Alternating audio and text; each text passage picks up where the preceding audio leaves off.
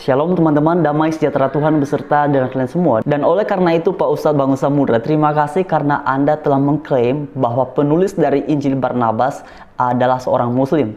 Dan Anda harus tahu bahwa salah satu konten dari Injil Barnabas itu menolak seseorang yang menikah atau memiliki istri lebih dari satu. Dan juga dalam beberapa nasnya, ia menghalalkan makanan yang haram dalam keyakinan Anda.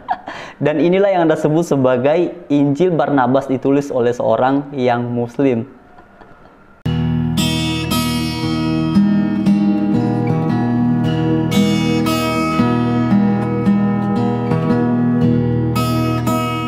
Dan seperti biasa, sebelum dalam bagian ini kita sama-sama menanggapi satu cuplikan video, mari terlebih dahulu kita baca Alkitab kita sebagaimana yang kalian semua bisa perhatikan di screen.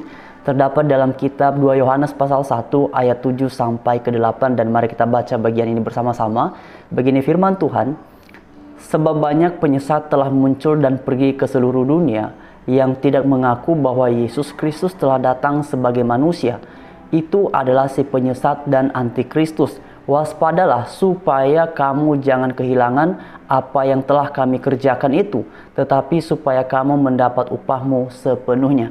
Amin. Nah teman-teman, mari kita dengarkan satu cuplikan video dan nantinya akan kita tanggapi sama-sama. Apa Injil Barnabas gak mau diterima? Karena Barnabas Muslim. Gak mungkin Vatikan menerima Injilnya orang Muslim. Gak mau dia.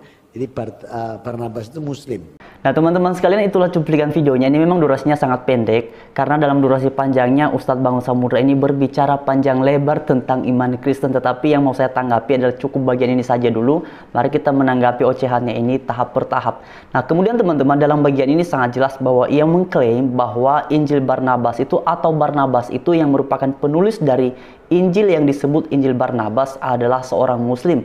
Dan ini menurut Ustadz Bangun Samudra alasan kenapa Vatikan katanya menolak Injil demikian.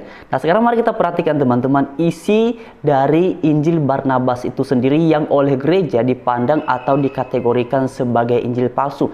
Ini ada sebagian saja cuplikan dari isi Injil Barnabas. Nanti teman-teman akan saya sertakan linknya, dan kalau teman-teman men-searching pun sebenarnya di internet teman-teman bisa menemukan berkaitan dengan Injil Barnabas ini. Dan yang perlu diingat bahwa Injil Barnabas ini sebenarnya munculnya pada abad ke-16 dan kemudian menjadi pembahasan itu sampai ke abad 17. Dan kemudian Injil ini bukan ditulis dalam bahasa Yunani ataupun bahasa Ibrani, tetapi ditulis dalam bahasa Itali dan juga Spanyol. Ini sudah sangat jauh beda sekali teman-teman. Sekarang mari kita perhatikan beberapa isi. Dan apa yang diklaim oleh Ustadz Bangun Samudra barusan, ini justru akan kembali mempermalukan dirinya sendiri karena ia menyebut bahwa Injil Barnabas atau Barnabas ini adalah seorang Muslim. Seperti yang teman-teman semua perhatikan di screen. Pertama, dikatakan bahwa Yesus di dalam Injil Barnabas ini dilahirkan ketika Pilatus adalah gubernur Yudea, padahal Pilatus itu baru menjabat sebagai gubernur ialah sejak tahun 20 hingga 36 Masehi. Jadi ini sudah tidak nyambung. Itu yang pertama teman-teman. Kemudian bagian yang kedua, dikisahkan dalam Injil Barnabas bahwa pelayanan Yesus dan murid-muridnya yang bertolak ke Galilea dan berlabuh di Nazaret yang disambut oleh para nelayan di situ. Perlu diingat bahwa Nazaret bukan pantai pesisir, melainkan kota di atas perbukitan 14 km dari pantai Galilea. Jadi apa yang dituliskan dalam Injil Barnabas ini berkontradiktif dengan fakta yang ada di lapangan. Dan ini menunjukkan bahwa memang Injil ini adalah palsu teman-teman. Sekarang mari kita perhatikan bagian selanjutnya. Kemudian Injil palsu Barnabas ini bab 54 angka 104 teman-teman. Yesus Kristus menyangkal sebagai Al-Masih dan menunjuk datangnya seorang Al-Masih sesudahnya. Jadi dalam bagian ini dijelaskan bahwa dalam Injil Barnabas itu Yesus ini menyangkali bahwa dia adalah Mesias. Dia tidak mengaku dirinya adalah Mesias. Tetapi dalam bagiannya yang lain dikatakan bahwa di satu pihak Injil Barnabas ini juga mengakui bahwa Yesus adalah Kristus. Nah, seperti yang teman-teman dilihat di slide sebelumnya tadi itu di bagian bawah sini. Nah, ini Injil Barnabas teman-teman perhatikan bahwa ini. Nih, Hasrat Isa mengaku dan berkata, benar, saya bukan Al-Masih. Saya sememangnya telah dihantar kepada rumah Israel sebagai nabi penyelamat, tetapi setelah saya akan datangnya Al-Masih. Nah, teman-teman sekalian, kalau kalian mempelajari secara keseluruhan berkaitan dengan isi dari Injil itu sendiri, Injil Barnabas ini, sebenarnya dalam bagian yang lain pun ia juga mengakui bahwa Yesus itu adalah Al-Masih. Karena itulah ini menunjukkan ketidaktahuan si penulis Injil Barnabas ini sendiri tentang istilah Yunani berkaitan dengan Mesias dan istilah Ibrani berkaitan dengan Mesias. Karena Mesias itu kan bahasa Ibrani, sedangkan bahasa Yunaninya adalah Kristus. Jadi ini hanya perbedaan bahasa tetapi berbicara tentang pribadi atau topik yang sama. Kalau nama Yesus itu dalam bahasa Ibraninya disebut sebagai Mesias, yang diurapi dalam bahasa Yunaninya disebut sebagai Kristus. Yang diurapi juga artinya sama aja. Dan ini menunjukkan ketidaktahuan ataupun ya mungkin bisa disebut sebagai kebodohan dari penulis Injil Barnabas ini. Selain daripada itu, nah ini bagian yang akan mempermalukan Ustadz Bangun Samudra. Ini teman-teman, dikatakan bahwa Injil palsu Barnabas ini justru menolak orang yang beristri lebih dari satu. Jadi Ustadz Bangun Samudra, bukankah di dalam keyakinan agama Anda yang sekarang itu kan meyakini bahwa berpoligami itu kan boleh. Tetapi di dalam Injil Barnabas, di dalam pasalnya yang ke-115, ia menolak seseorang yang beristri lebih dari satu. Jadi menurut Ustadz Bangun Samudra, si Barnabas ini penulis Injil palsu ini seorang muslim, oke ya. Jadi teman-teman bisa menilainya sendiri, hal yang bertentangan dengan kepercayaan muslim. Kemudian teman-teman, ia juga mengajarkan si Barnabas ini ada surga yang ke-9, bukan sampai surga yang ke-7.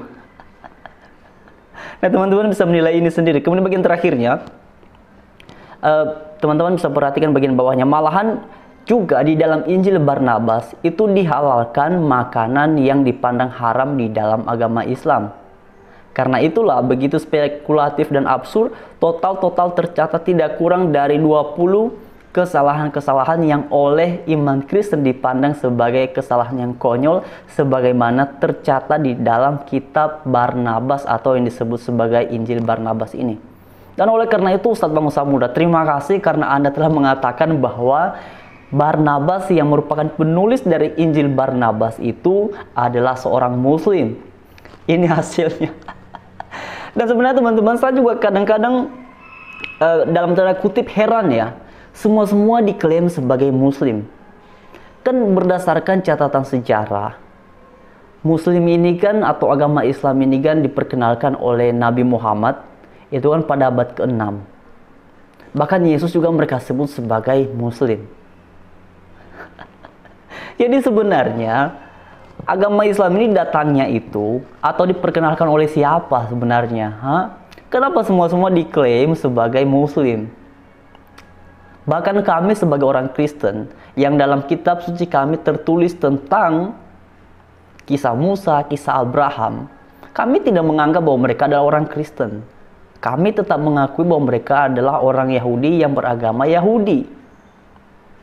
Mungkin nanti akan bilang lagi, oh kenapa kalian ngambil kitab sucinya orang Yahudi, itu kan bukan kitab kalian, itu kan milik mereka. Dengar, bagian ini sebenarnya sudah pernah saya jelaskan.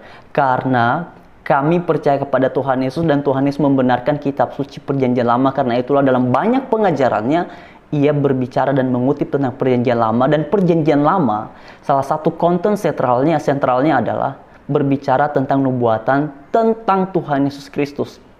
Jadi perjanjian lama yang terdiri dari 39 kitab itu dan juga perjanjian baru yang terdiri dari 27 kitab adalah satu paket yang tidak terpisahkan. Perjanjian lamanya berbicara tentang pribadi tentang Tuhan Yesus, perjanjian barunya penggenapan dan karya-karya yang dikerjakan oleh Tuhan Yesus dan juga para saksinya pada saat itu. Jadi sekali lagi terima kasih Ustadz Bangun Samudra karena bagian ini lagi-lagi kembali mempermalukan Anda sendiri. Anda berniat untuk mengotak-atik iman Kristen, tetapi kemudian ucapan Anda mempermalukan Anda sendiri. Jadi sekian teman-teman, pada akhirnya Tuhan Yesus memberkati kita semua. Haleluya. Shalom.